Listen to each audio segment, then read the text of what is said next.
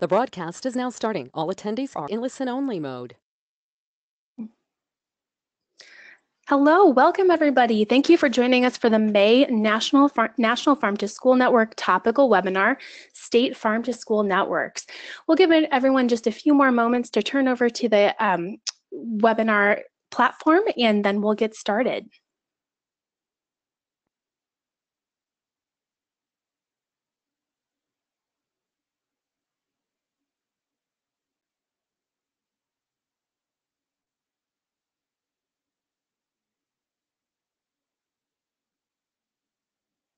All right, welcome everybody.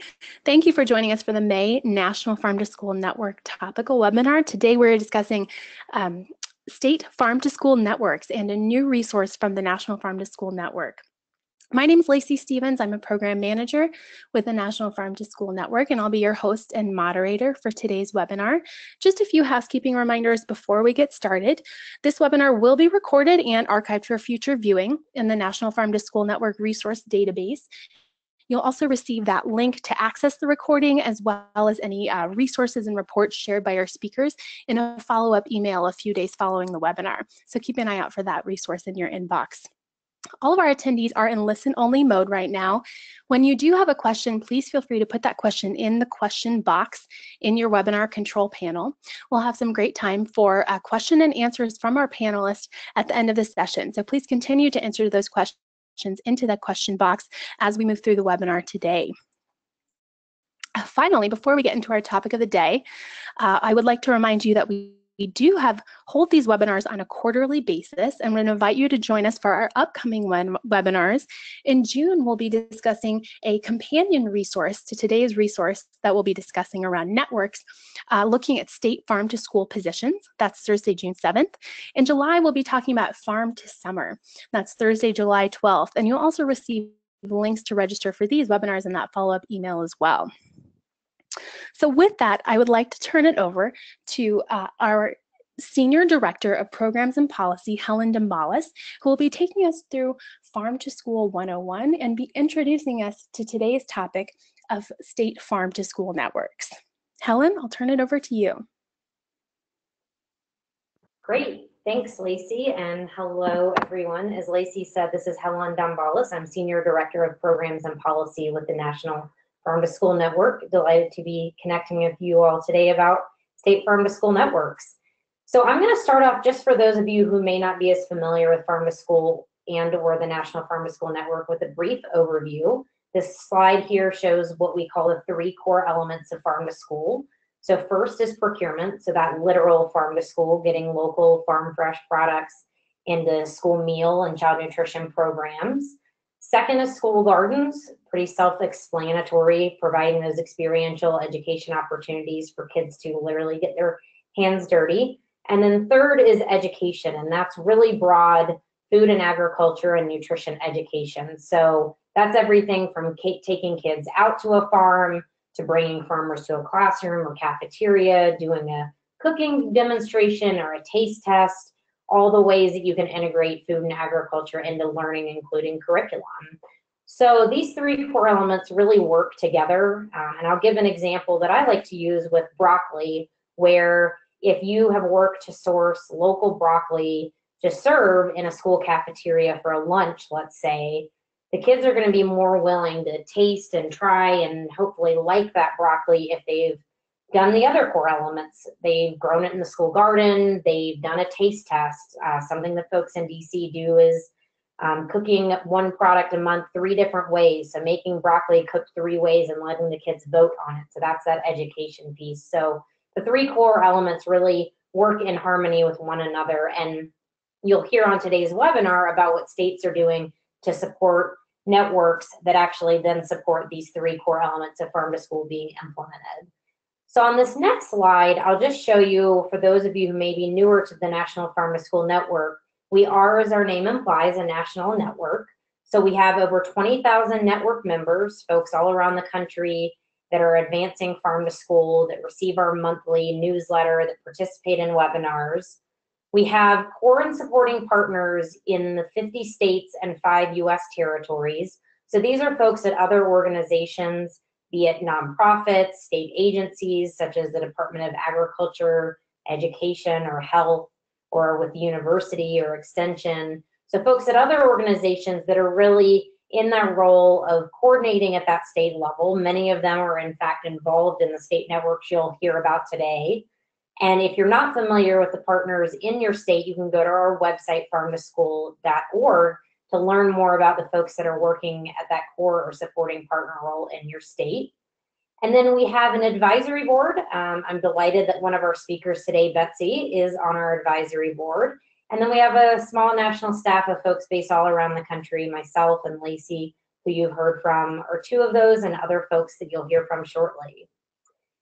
On this next slide, I'll show you a last overview piece, and this is the why of Farm to School. We like to call it the triple win. So in other words, kids win, farmers win, and communities win when you invest in Farm to School. So examples of this include things like the fact that we know kids actually eat more servings of fruits and vegetables when they participate in Farm to School. And it ties back to those core elements. If they're growing it in the garden, if they're doing that taste test, if they're meeting the farmer, again, they're more willing to taste, try, like those new, healthier foods. Farmers certainly win when you shorten the supply chain. Farmers keep a bigger share of the dollar. And then communities win because those dollars are reinvested in local economies. And also we know, for example, that kids take what they learn home to their families, and they impact healthy eating habits at home too. If you're not familiar with it, I definitely encourage you all to go to our resource library. One of my very favorite resources that we have is our Benefits of Farm to School fact sheet. And that's essentially a literature review of everything that I just talked about and more, those why of Farm to School, so the many benefits. So with that brief overview, on this next slide, I really want to kick off today's webinar topic. So in our current strategic plan, our 2017 to 2019 strategic plan for the National Farm to School Network, we're investing in 3 strategies at the state level. These are state policies, state networks, and state positions. So we've really watched over the more than a decade that we've been in existence, what it is that really helps to transform, to really grow, to really sustain activity at that state level. And so those are advocacy efforts through policies. So we have a state farm to school legislative survey. The last iteration of that came out last November. So if you haven't seen that, definitely check that out on our website. And then today we are super excited that we're releasing the second of these, which is the State Farm to School Networks Toolkit. My colleague Hannah will share with you the details of that momentarily. And then the third resource is the one that will be featured on next month's webinar, also a resource that's brand new, hot off the press, and that's around state farm to school positions. So positions in state agencies and university extension positions that are supporting farm to school. So the idea is that with these 3 state strategies we've identified and the resources that accompany and support the implementation of those strategies, states really can be a catalyst for change and really be a catalyst for implementing, growing, and sustaining farm to school through policies, through networks, and through positions. So with that, I am now going to pass it to Hannah McCandless. Hannah is our National Farm to School Network, Networks and Partnerships Fellow through the Newman Zone Foundation. And Hannah's taken a lead role in putting together the State Farm to School Networks Toolkit that we are releasing today. Thank you, Helen. So this resource was something that was my main project over the last several months, and I had the pleasure of researching and learning from all of our partners, and I'm so excited to share with you what we have found. We're going to start by looking at, and mainly looking at, the 6 seeds of success, but also in this toolkit is a section on network development resources, which can help you build a strong base for your state network. We also have a section on case studies. 2 of our case study folks will be presenting today. There's also a section on analysis, which we will briefly talk about in this presentation. And then throughout the resource, throughout the toolkit, are many resources from all of our partners, which you will be able to use. Next slide. As we were initially collecting information, we were able to find that 29 states have farm-to-school networks, and of the 29 states with networks, these were the best practices that we found in common among them. You'll be able to take a closer look at this when you see the resource, when you view it online, or if you choose to download it. But we wanted to share this bar graph with you to show you how we formed the 6 seeds of success, which I'll show you here in this next slide. Here are the 6 seeds of a successful state farm-to-school network, which we came up with from the information we collected on best practices, as well as information from many other resources. The seeds of success are identifying and engaging stakeholders, establishing a robust network structure, setting a strategic vision and direction, raising awareness, advocating to advance and institutionalize the movement, and developing shared metrics and evaluating impact. Now, in this next slide, we'll talk about the first seed of success, which is identifying and engaging stakeholders. Next slide.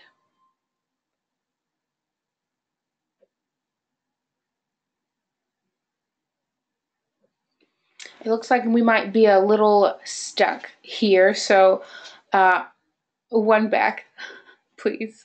There it is. So this section, we have included resources on how Virginia used farm-to-school network regional kickoff meetings across the state to reach a wider audience and to build up their network.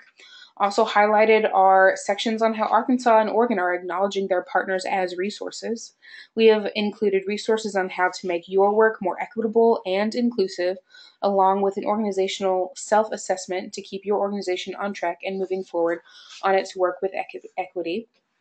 Here on this slide, you can see an example of how Vermont highlights their partners on their website, and also how an event like the Midwest Great Apple Crunch is advertised. And now we're going to go on to establishing a robust network structure. Here we have included resources on how to structure your network, such as the examples here, which show how Utah structures their network, as well as how to build up your leaders within your network. Also, in this section of the toolkit, you'll find resources on how Massachusetts and Colorado share their information on keeping the members of their networks accountable to their work. These resources, among others, will help your network find steady footing as it moves forward. Next, we have the third seed of success, which is setting a strategic vision and direction. Here are numerous examples of strategic plans from Georgia to Montana to North Carolina. We have also included resources on how to implement the logic model, the aligned action model, and the collective impact model from both NFSN partners and outside resources, which have been used by many of our partners. In this slide, you can see Alabama's mission and vision, a strategic step in publicly articulating the goals and values of your network, which can help you build the rest of your, work on top of what you say there. Now we're going to move on to the fourth seed of success, which is raising awareness. Here we have detailed a lot of information on how to do external communication and how to connect to a wider audience through media, listservs, and printed materials. This section gives resources on how to find online tools to help you create your own messaging on various platforms, such as creating a newsletter or planning tweets in advance. One way of raising awareness is to create a network logo, 3 of which we have included here at the bottom of the slide. As a millennial, I can tell you that this will be extremely valuable to you as you are working to reach numerous audiences and ages and all types of backgrounds. So this is one of our favorite sections, or at least one of mine. And next we have the advocating to advance and institutionalize the movement. And this section mainly includes information on engaging in advocacy. Because we have a strong state policy survey with a whole lot of resources, which Helen mentioned earlier, this section mainly focuses on some strong legislation that has already been passed in states like Oregon and Illinois. This section also covers ways to get your local and state legislators involved by inviting them to events at your local school garden or local producer's farm or in the lunchroom. Here we have a picture of NFSN's Policy Director Maximilian Merrill meeting with our core partner from Hawaii and one of Hawaii's senators about farm to school initiatives. And last but not least, our sixth seed of success is on developing shared metrics and evaluating impact. Here we included information on how to develop and display farm-to-school success stories for your stakeholders to see and engage with through examples from Vermont and California. You will also find resources on how to develop quantitative data and effective ways of sharing that information, similar to how Minnesota and Georgia share how they evaluate impact and report it. And last but not least, you'll find numerous states from Alabama to Maine and Wisconsin that have utilized farm to school or maps of their school gardens in their states for tracking purposes.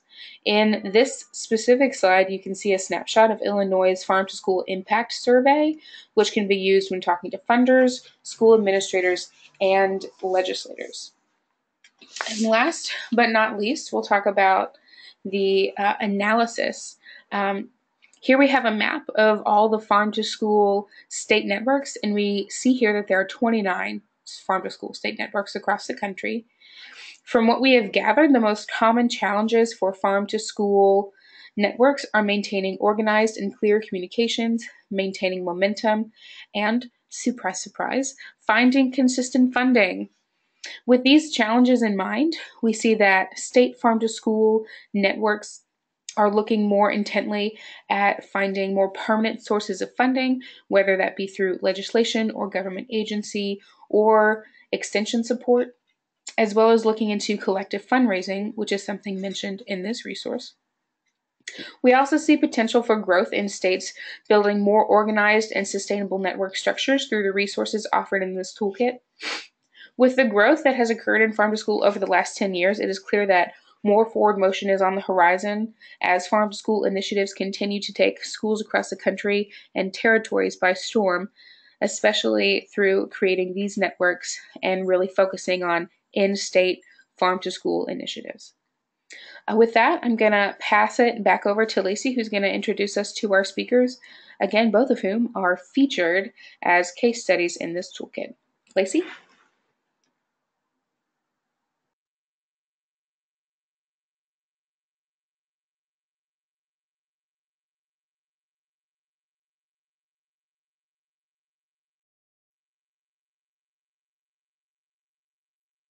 We may be having some technical difficulties at the moment, so we're just going to see if Lacey's going to be able to hop back on. Lacey, is that you?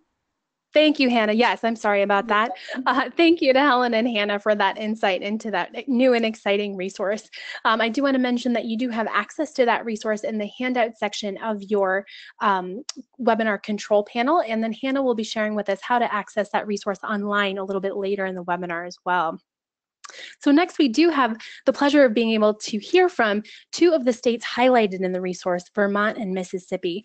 First, we'll hear from Betsy Rosenbluth, Project Director with Vermont Feed and Vermont Core Partner for National Farm to School Network. Betsy provides leadership, vision, and coordination to advance the mission of Vermont Feed, a nationally recognized farm-to-school program of two partnering organizations, the Northeast Organic Farming Association of Vermont and Shelburne Farms.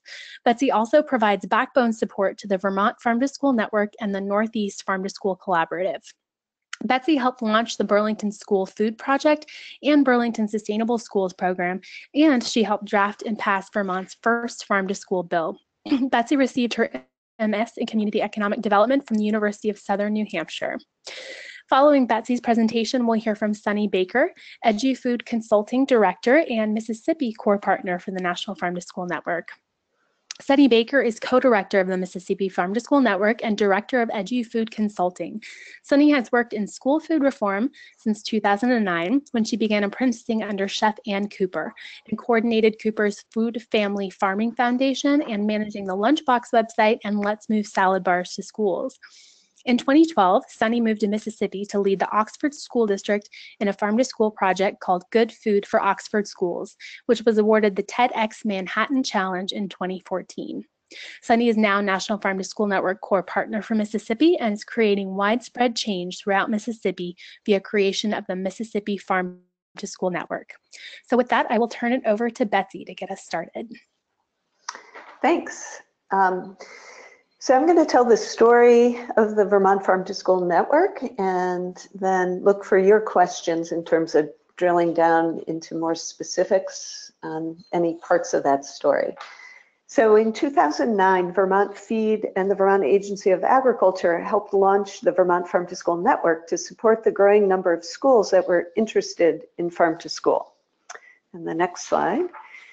And when we talk about farm to school in Vermont, in addition to Helen's introduction, and in addition to local purchasing, we talk about making sure kids have healthy food and enough food, and making sure they know where it comes from and what it does for them, and they know how to grow it and cook it, and they understand what it takes to transport food and what happens to waste, and how food on their plate is tied to energy and poverty and land and water and many other critical issues. And I think most importantly, what their own place is in that system. And the next slide shows Vermont's model of change is called the 3 C's. It takes connecting classrooms, cafeterias, and communities to create long-term change in the school food system. And the next slide, the Vermont Farm to School Network had a really ambitious vision for spreading farm to school to every community in Vermont by 2020. That was the vision we had from the beginning. But there was no real concrete plan for exactly how we were going to realize that vision. So lots of activity, but not necessarily alignment on the priorities to get there. So in 2014, we used a strategic mapping process, systems mapping, to help us figure out how we were going to get there, to create systems level change and get to our vision, and also to reorganize the network for taking collaborative action. The next slide. So farm to school had been spreading school by school and town by town, but we knew we needed to go faster and grow faster. We needed farm to school to go viral. And the next slide shows these 35 partners all came together and realized that in order to go viral, we'd have to really work together in a very coordinated and strategic way. And the next slide is the link to the video, Lacey, if that works. We couldn't get it on here embedded, but so our metaphor, I'm going to keep talking if you can get the video. Just if any of you have seen a flock of starlings on the horizon, especially at dusk, there's this incredible cloud that moves together. And that's been our metaphor, a flock of starlings. And ecological modelers found that there's these 4 rules that predict this kind of collaborative behavior. So the first is don't hit anything, which is always a good idea. Stay close together, not too close, and follow the bearing of the 3 closest birds in view. So we knew, and you can jump back to the slide, if farm to school is going to make a big difference, we need to act strategically and coordinate dozens of organizations and stakeholders. And really, we needed to fly and act like starlings towards a common goal. And the next slide shows our planning framework. So we were trying to understand what's our current reality and how far apart are we from where we want to be? What's the structure causing that? Where do we intervene? What actions can we take together to get us the farthest, the fastest, and how should we be organized to move forward? And the next slide shows our process, a summary. So over the course of maybe 6 months, we involved 60 stakeholders and 35 organizations. We mapped out the whole farm to school system, so 180 different people, programs, and policies that all impact farm to school in Vermont. And we boiled that down to 5 key levers that can best create change in that system and created 5 strategies for change. And the next slide is a point that I just always think is important to make, is that we began the planning process, but we continue to revisit the idea of an alignment. And so we started with, what is the change you are trying to cause personally or in your organization? And how does Farm to School help with that? And what's important is, we're asking people to put in time and collaborate and continue to show up. And they'll do this if it's very clear how it aligns with their goals. And the next slide shows our collective goal. So out of the process, our goal is that 75% of schools have integrated food system education and nourishing meals, sourcing 50% from sustainable regional sources by 2025. So that's set for us the magnitude and direction of our work. And it's really been the compass for our network's actions, our strategies moving us closer to this goal. And the next slide, let's see how it came out here. You're not going to be able to read. This is a picture of the map, which at the end I have our website, and you're welcome to zoom in on this.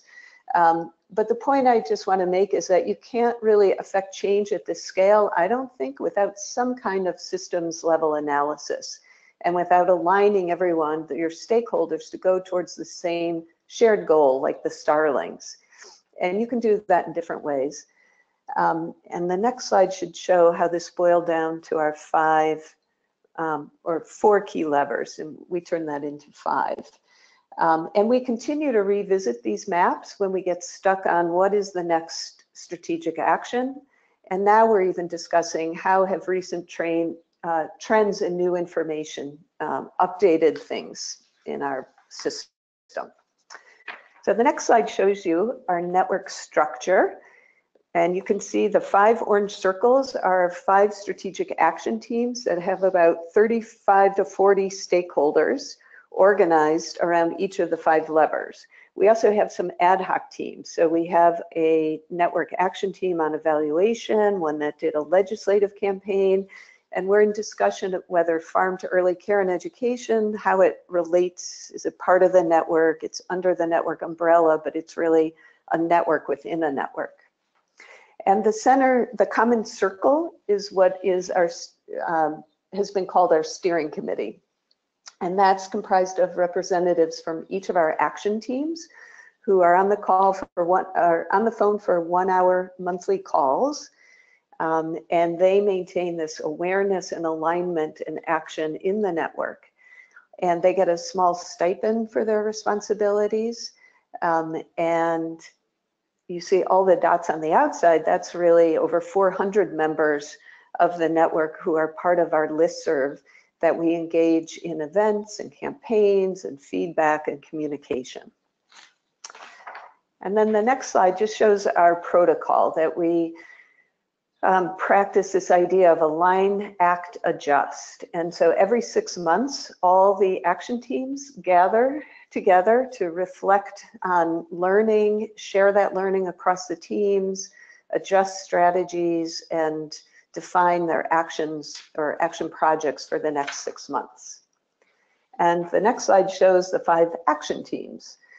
And I'm just going to touch on a couple of things that over the last year or two we've been able to accomplish within our teams. And so the economic value team completed an economic report on the contribution of farm to school that we've all been using in our legislative work and our advocacy work with schools.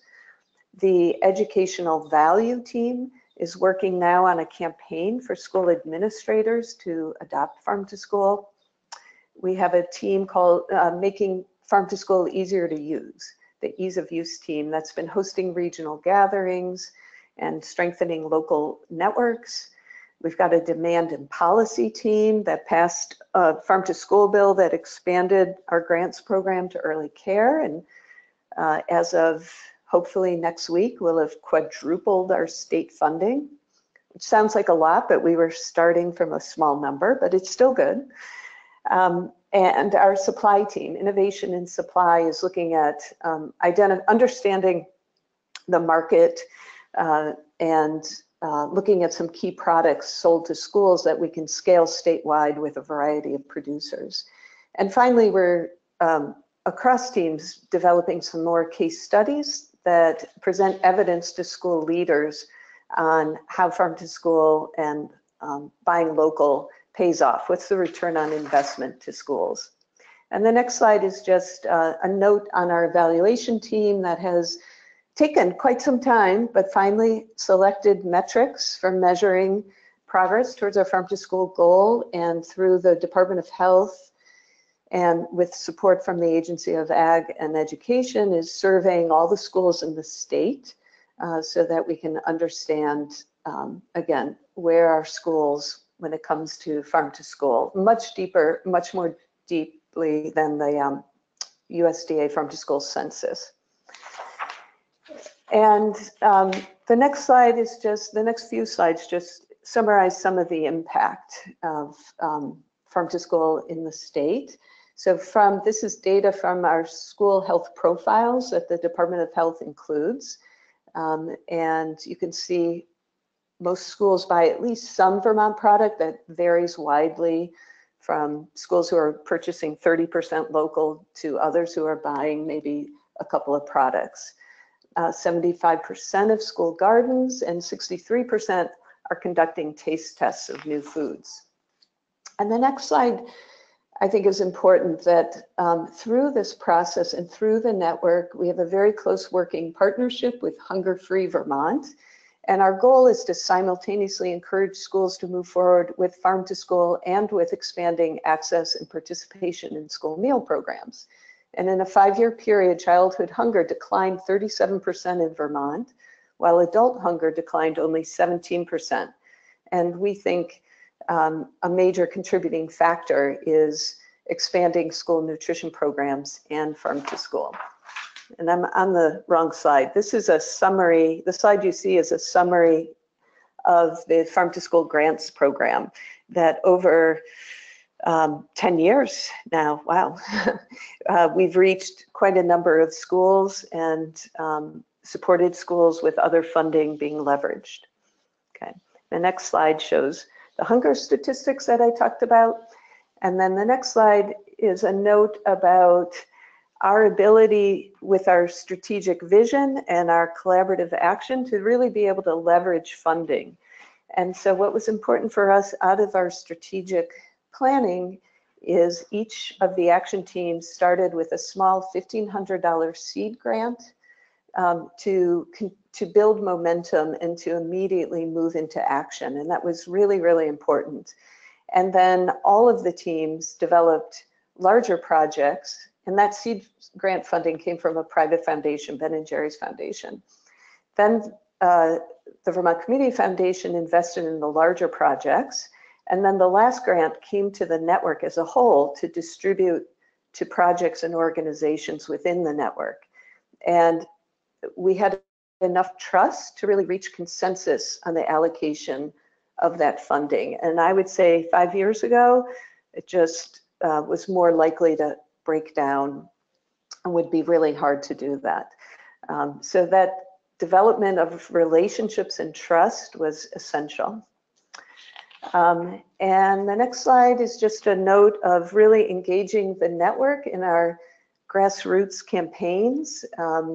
You know, it's not just me in the State House advocating for farm to school, but we've got our network engaged with supporter cards and attending budget hearings and Farm to School Awareness Day, and lots of ways that we show the strength of our network and engage people who are, you know, in the schools and in communities and on the ground. The next slide is just reinforcing the partnerships we've developed and our collective impact. Our grants program is administered by our Agency of Agriculture. And if you've heard Ali Zaparo speak about it, it's really wrapped around with technical assistance from a variety of statewide and local partners. And together we have the expertise to really support the spread of the movement. And so the next slide is just, it's not going to move here, but we've really taken this collection of 35, 40 different partners, and we're learning to really move like starlings towards our goal. And a couple of ingredients for success, and Lacey, you can let me know if I'm at time and I could stop. But I would say transparent communication is really, really essential. So things like we have a standing hour each week during the legislative session for our campaign calls that anyone can jump on and get an update on what decisions we're making and why. And people rarely do that, but the fact that they can do that and get that information has really built trust. You need a clear, effective decision-making process. We have a shared decision-making process so people understand how we arrive at decisions. And both a challenge and an opportunity is cultivating new leadership. You know, how do you bring new folks in? And we've had turnover on most of the teams and succeeded in new leaders taking over. But it has to be a really deliberate process so that people feel comfortable in that role and that you're bringing people along. So those are just a few things. The next slide summarizes some other opportunities and challenges. I do think through the planning process, we created a shared sense of purpose and urgency to this work and alignment around our strategic approaches. Challenges are, as Hannah, I think, mentioned, you know, how do we find a consistent long-term funding source? So we have a very lean structure. We have one part-time coordinator, that's my role, and a little bit of communications funding. But most of the teams are self-managing because we knew we didn't want to go up and down as funding sources changed. The capacity around communications is always a challenge. I think even though we're bringing in new leadership, it's always a challenge to bring in new stakeholders and stay refreshed and not fall back to familiar ways of working in silos. And the next slide is just so we don't forget, everything's better with a big bag of vegetables. And the last slide is just our website, vermontfarmtoschool.org, which has a lot more details. Thank you so much, Betsy. There's so much to be learned there and so many valuable tools for folks to take back to their states. Please, as you have questions for Betsy, please do type those into the chat box and we'll have some time for questions and answer at the end. But now I would like to turn it over to Sunny so she can share with us about the Mississippi Farm to School Network. Sunny, take it away.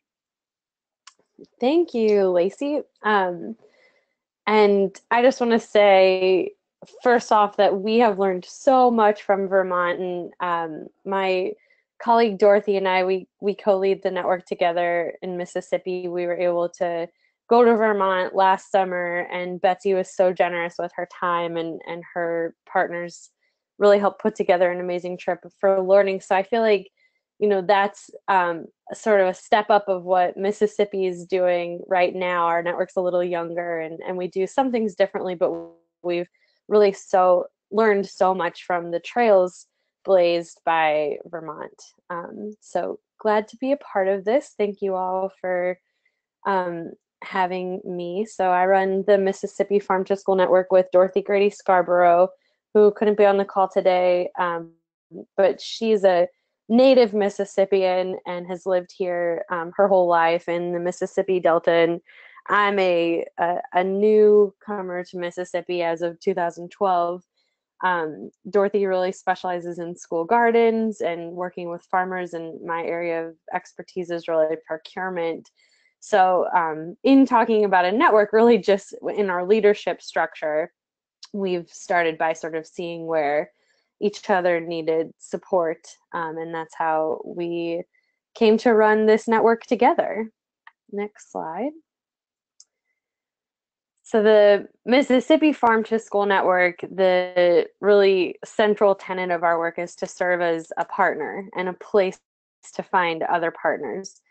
So we did not want to launch into a bunch of programming and that sort of thing when we started the network. We wanted to open up a space for for people to connect with one another. We were finding that in Mississippi, I could go to a meeting of school food service directors and say, this is how you do this, this, and this to do farm to school. And, none of them might take that information away. Whereas, if a school food service director in Shelby, Mississippi talked about farm to school and how it was working for them with a food service director in Starkville, Mississippi, that's where the real expansion of farm to school was happening. So we wanted to provide this space for those folks to connect with one another. So we have a network of 700 members, and that could be anyone in Mississippi. We have a couple out-of-state network members as well. It could be teachers, food service directors, cafeteria staff, farmers, parents, community members. The 700 member network is just everyone can join. And then we have a board, which I'll talk about soon, and what that's meant. In addition to sort of serving as this hub to help connect, we also wanted to start to map out where farm to school was happening and evaluate farm to school so we could see where our barriers were and where we needed to grow and have space to grow. So we have a wonderful evaluation partner at the University of Mississippi called the Center for Population Studies that has worked with the USDA Farm to School Census to create our own farm to school census that's based on that census, but it's got a little more Mississippi specific detail included. So we've replicated that census and gotten some great results from that are easier to use for our state specifically. And then there were a lot of school garden nonprofits and state agencies working on expanding school gardens in Mississippi that were replicating each other's work and sort of duplicating. So we started a school garden collaborative in Mississippi to just get those groups talking to one another. I mean, we have a school garden grant as well. So we just wanted to make sure, if we are giving to the same sites, how are we collaborating to make sure our funding's not overlapping and on and on. We have a website, MississippiFarmToSchool.org, that we put up resources, and it's where we post events, and that website's been a great place to direct people to learn more about the network. And building that website was a huge effort on behalf of our team, and it's a great space to sort of get the lay of the land of what's going on. Our maps are on there and information about our evaluation and on and on. And then we do some programming as well. We sort of fill gaps where they exist. So we took over a Mississippi Farm to School conference that was happening annually, put on by the Mississippi Food Policy Council. They sort of handed the reins off to us when our network started.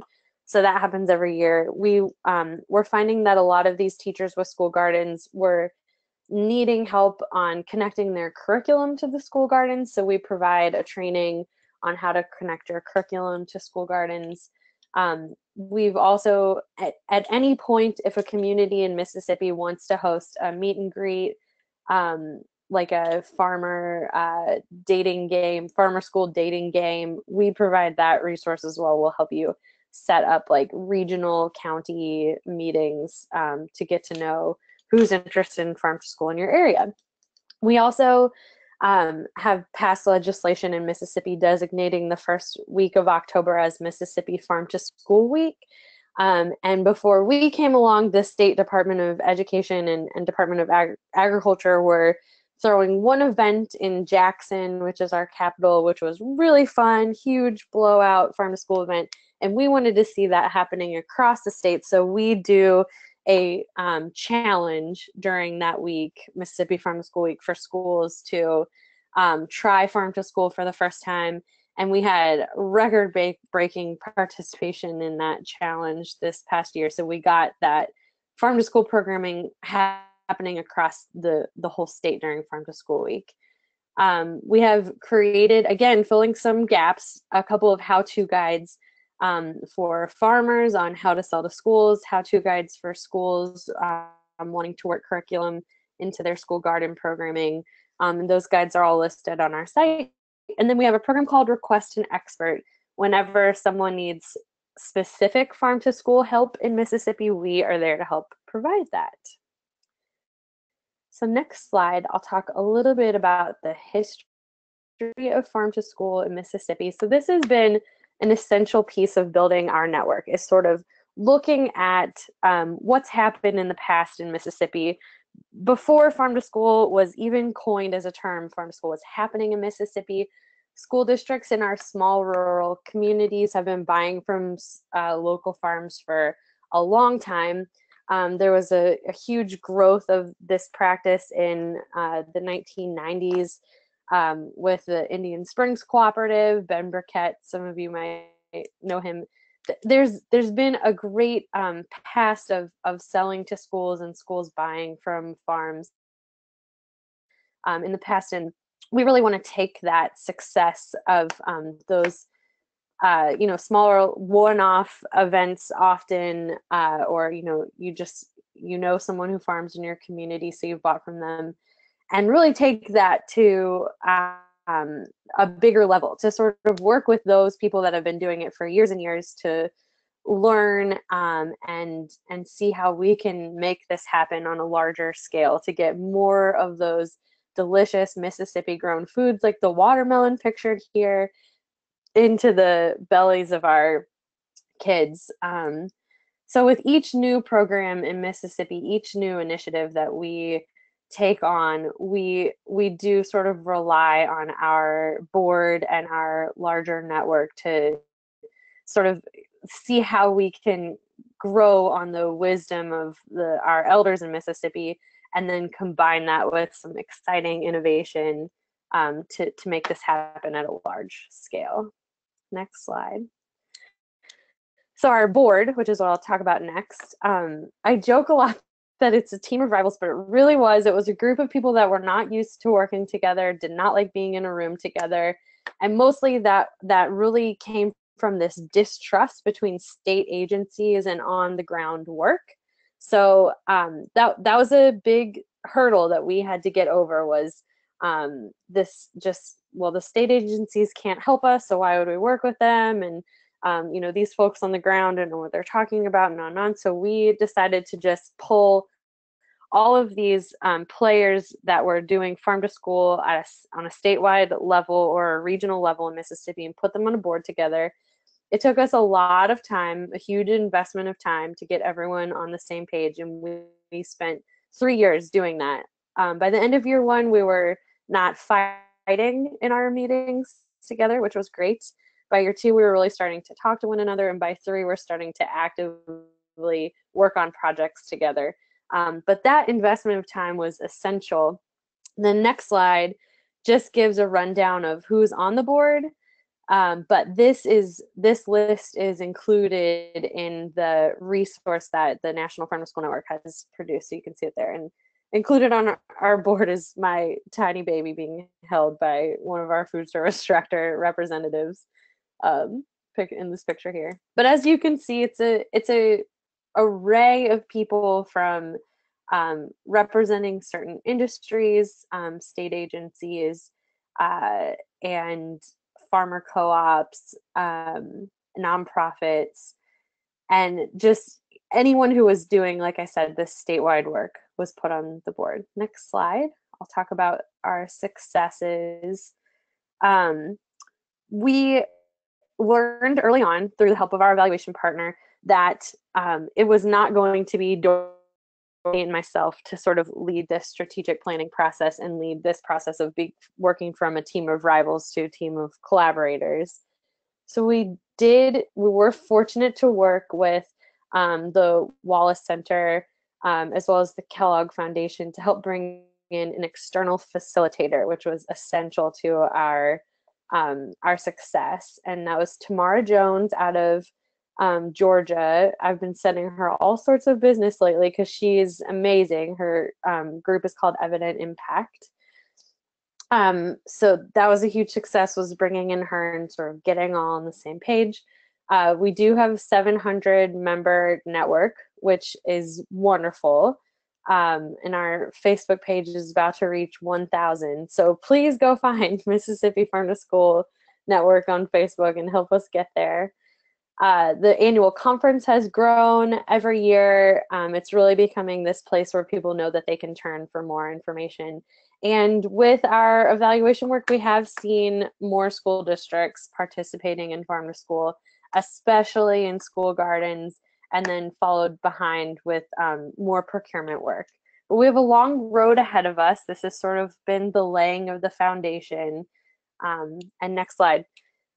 We have a long road ahead of us, but we've seen a lot of great progress. Mississippians tend to work in silos and are not good at collaborating and working together. So the past 3 years have really been a test to see if it was possible to do that.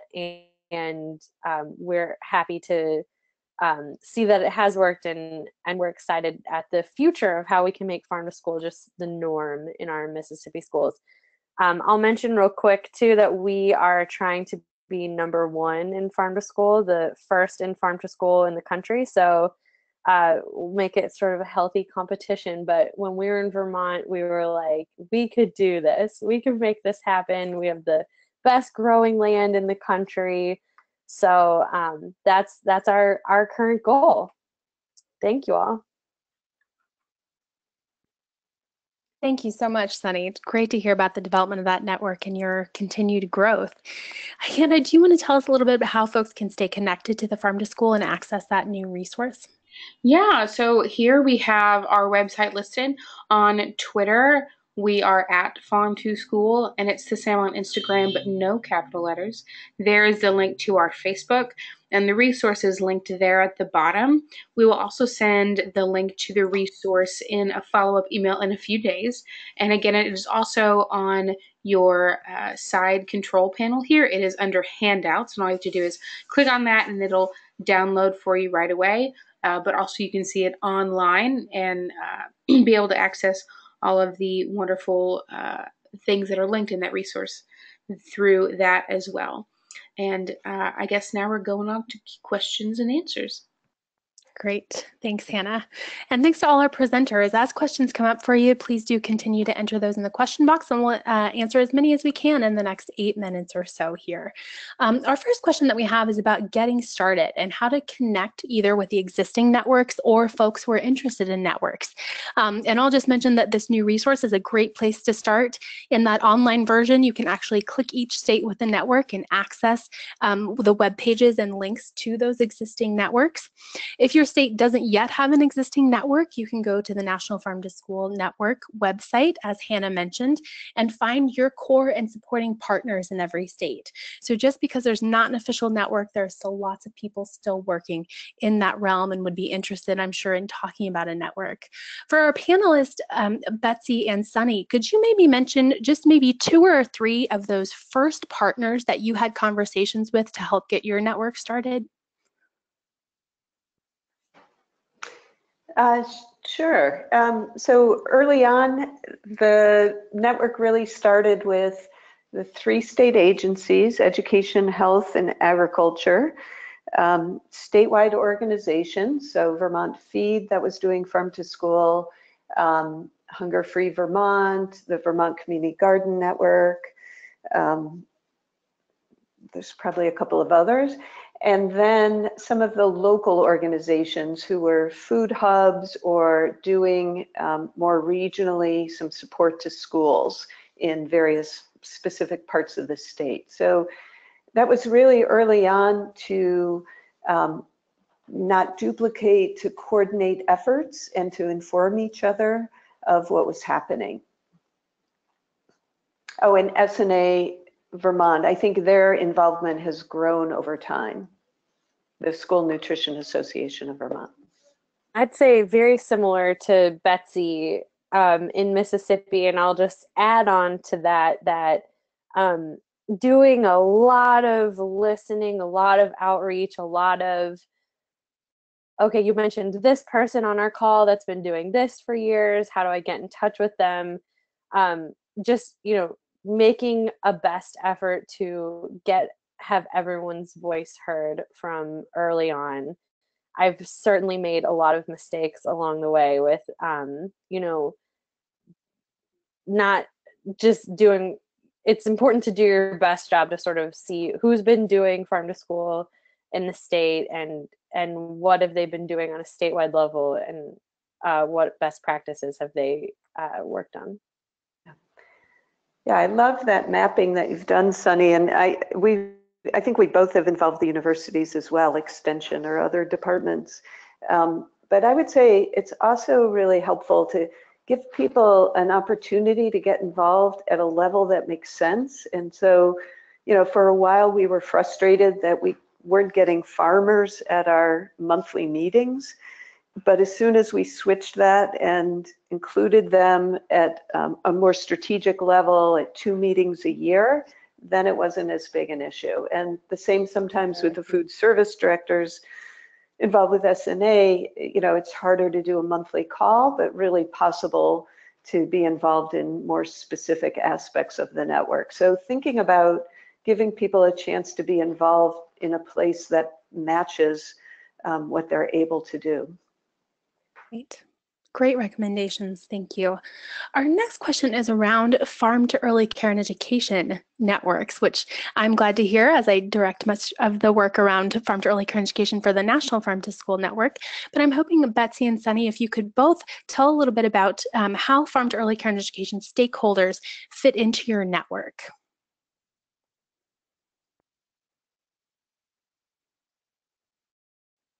Sunny, you want to go first?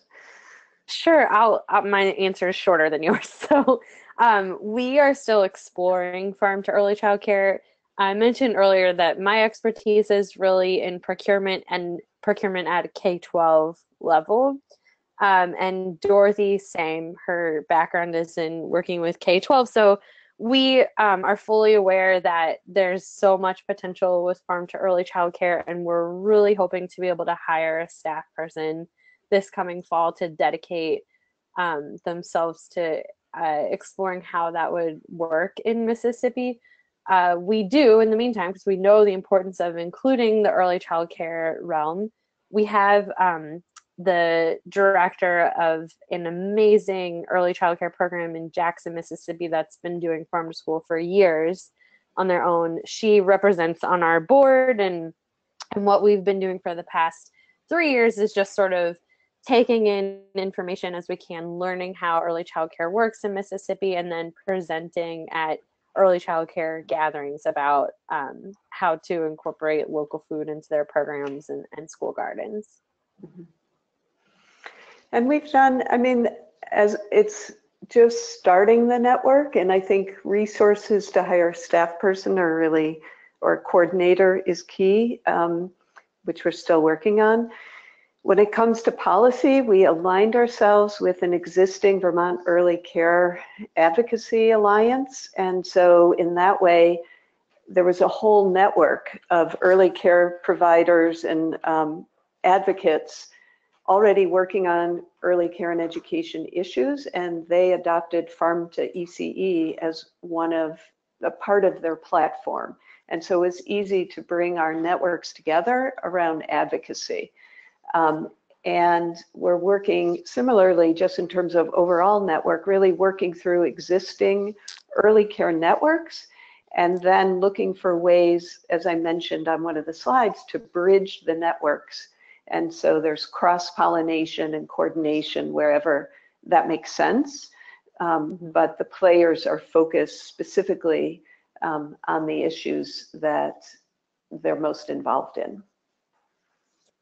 Great, thanks, Betsy. Yeah, and I think it's important to see those different models. You know, we know that early care and education has those same three core elements, but we do have some unique stakeholders. And for those of you interested in learning more and engaging from the Farm to ECE side and the networks, many of the states do have kind of working groups or subgroups or integrate farm to early care and education. So I'd certainly recommend connecting to those networks. And some states do have very robust individual farm to early care and education networks as well.